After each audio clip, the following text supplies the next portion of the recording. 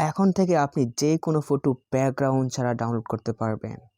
আমার চ্যানেলটা সাবস্ক্রাইব করে রাখুন, এরকম অনেক ইম্পর্টেন্ট ভিডিও আসবে যা আপনার কাজে দেবে। সো লেটস গো, ভিডিওটা শুরু করা যাক। আমরা প্রথমেই চলে যাবো আমাদের ক্রোম ব্রাউজারে।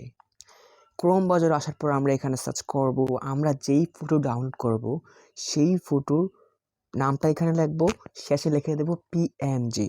এখন আমরা একটা কারের ফটো ডাউনলোড করব ব্যাকগ্রাউন্ড ছাড়া, তো এখানে লিখবো কার পিএনজি, এটা লিখে আমরা সার্চ করব। প্রিয় দর্শক, তারপর আমরা ইমেজে ক্লিক করব। ইমেজে ক্লিক করার পর আমরা দেখতে পাচ্ছেন এখানে অসংখ্য ছবি চলে আসছে। এখন আমরা এখান থেকে একটা ছবি সিলেক্ট করে নেব। এখান থেকে আমরা এটা সিলেক্ট করে নিলাম। তারপরে প্রিয় দর্শক, আমরা উপরে দেখতে পাচ্ছি 3 লাইন, এখানে ক্লিক করব।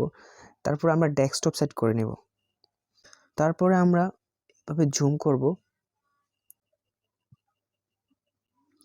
তারপর আমরা এখানে দেখতে পাচ্ছি টুলস, এই টুলসে ক্লিক করব। টুলসে ক্লিক করার পর আমরা এখানে দেখতে পাচ্ছি কালারে ক্লিক করব।